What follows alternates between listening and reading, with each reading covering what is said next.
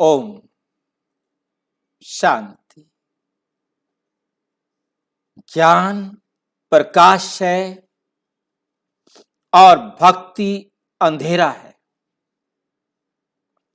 भक्ति में दुख है, ज्ञान में सुख है।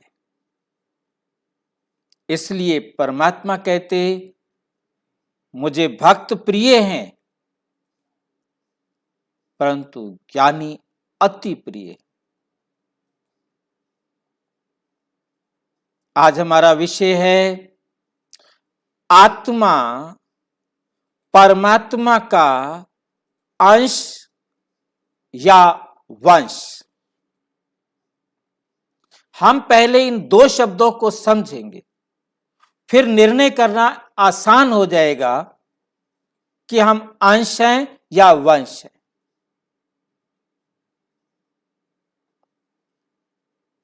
जैसे एक गेहूं के बीज से अनेक गेहूं के दाने बने,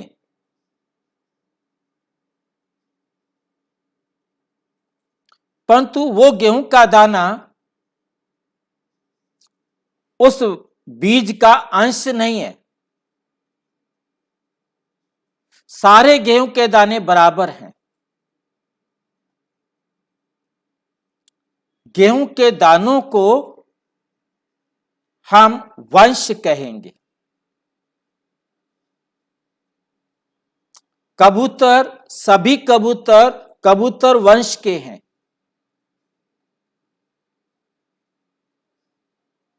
सभी मनुष्य वंश है। उसके अंदर हमने पार्टीशन किया कि ये ब्राह्मण है, ये क्षत्रिय है, ये वैश्य है, ये शूद्र। ये केवल भारत में होता है, विश्व के दूसरे कोनों में नहीं होता।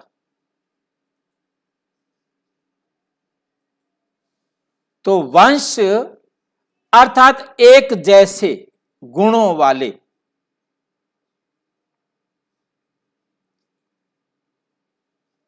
वो किसी का अंश नहीं है। ये वंश की विशेषता है। चिड़िया, पक्षी, शेर, ये शेर पूरी जाति जो है एक वंश है। ये सब वंशज हैं। ये शेर के वंशज हैं, ये पक्षियों के वंशज हैं, ये जलचर वंशज हैं, ये मनुष्य वंशज हैं। वंश का मतलब होता है उस प्रकार के गुणों वाले, जबकि वो सब अलग अलग होते हैं। इसी प्रकार अंश को हम देखेंगे। अंश होता है टुकड़ा। 100 रुपए का 1 रुपया अंश है, 1 रुपए का 1 पैसा अंश है। हमारे पास 100 किलो है, 100 जो है ना दाने हैं, उनमें से एक दाना अंश है।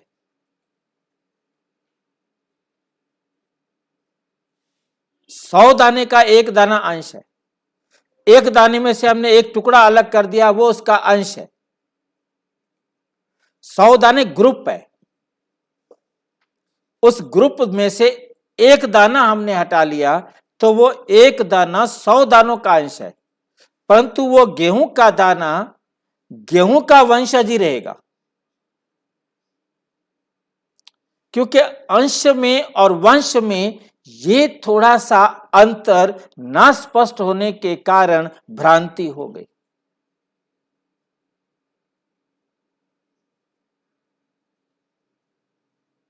ये बात हमें बहुत अच्छी तरह से समझनी है। गेहूं का प्रत्येक दाना गेहूं का वंशज है, परंतु गेहूं के ग्रुप में से, चाहे वो 100 दानों का ग्रुप हो, चाहे एक बोरी का ग्रुप हो, अब एक बोरी में से एक दाना, एक बोरी गेहूं आपने ली, उसमें से एक दाना किसी ने हटा लिया तो एक दाना अंश के रूप में हट गया, वंशज अंश बन गया। वंश अंश बन गया। ये बात बहुत ध्यान से समझनी। अंश और वंश में अंतर क्या है, ये आपको मैं समझता हूं कि स्पष्ट हो गया होगा। इसी प्रकार आत्मा एक वंश है। सभी आत्माएं एक समान है। सभी आत्माएं स्वयंभू हैं। उन आत्माओं में गुण अलग अलग है।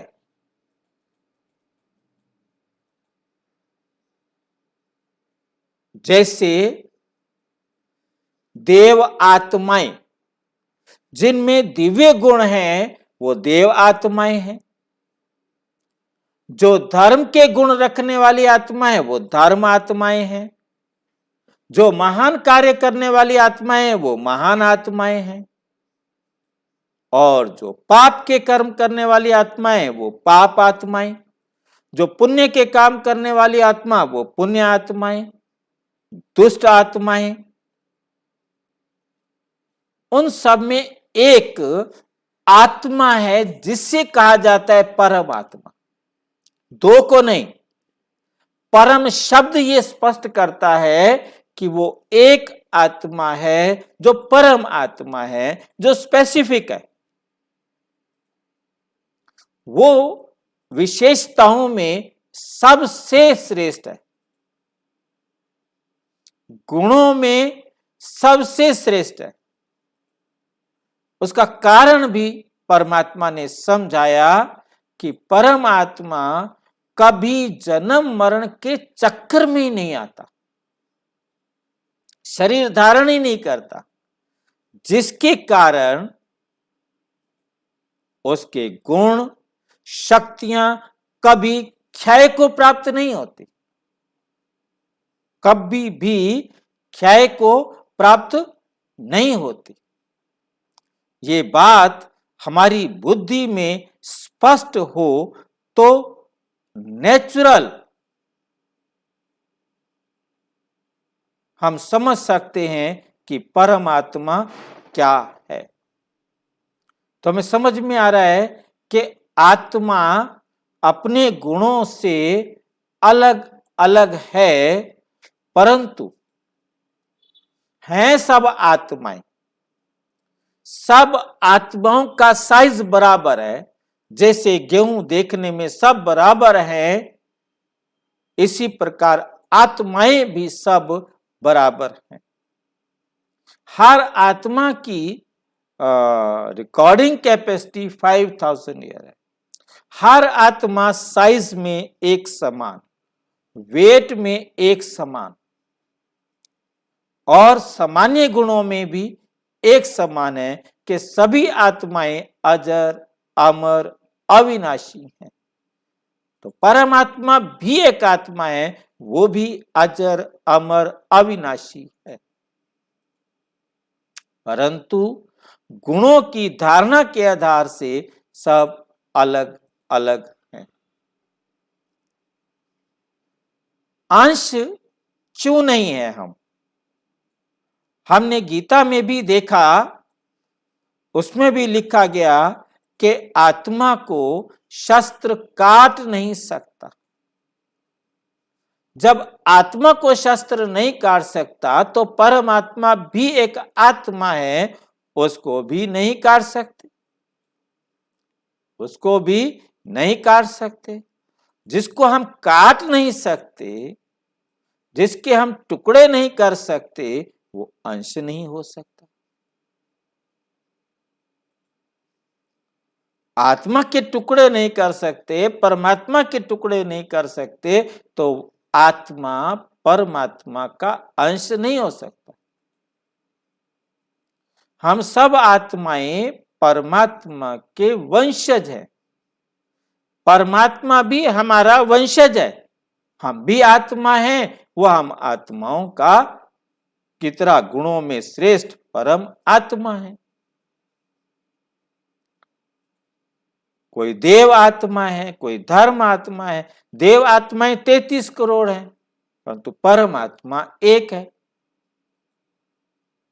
तुम्हें बहुत अच्छी तरह से समझना है कि आत्मा परमात्मा का अंश नहीं, आत्मा परमात्मा का वंशज है। वंश है, और ध्यान से देखना है कि गलती से आत्मा और परमात्मा एक कह दिया।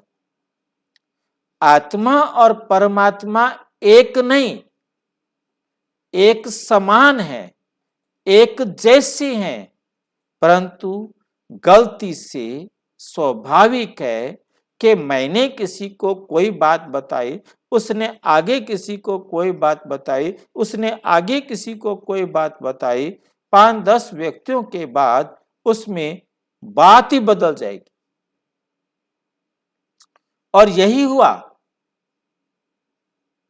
कहना तो था आत्मा परमात्मा दोनों एक जैसे हैं, परंतु बीच में से जैसे शब्द मिस हो गया और कह दिया आत्मा परमात्मा एक है, हो गया एक। अब जैसे हम सभी कोई हड़ताल करते हैं, कोई ना प्रोसेशन करते हैं, किसी प्रकार का कोई नारेबाजी करना होता है, गुटबाजी बनानी होती है, ग्रुप बनाना होता है, कहते हैं हम सब एक है। ठीक है, आप सब एक हो, परंतु रहोगे तो अलग अलग, एक तो नहीं हो जाएंगे ना। उनका कहने का मतलब होता है हम सब एक मत हैं, परंतु वे बोलते क्या हैं, हम सब एक हैं। तो आत्माएं परमात्मा कहीं कहीं जब एक मत होते हैं तो एक कह सकते हैं, परंतु एक है नहीं। एक जैसे हैं, परंतु एक है नहीं। ये बात हमारी बुद्धि में स्पष्ट रहे, हम परमात्मा का वंश हैं, अंश नहीं। और अच्छी तरह से समझना हो तो प्रजापिता ब्रह्मा कुमारी ईश्वरीय विश्वविद्यालय के किसी भी सेवा केंद्र पर संपर्क करें, और यदि कोई प्रश्न हो तो 9213106986 पर केवल टेलीग्राम करें, 9650692270 पर केवल व्हाट्सएप करें, फोन नहीं। ओम शांति।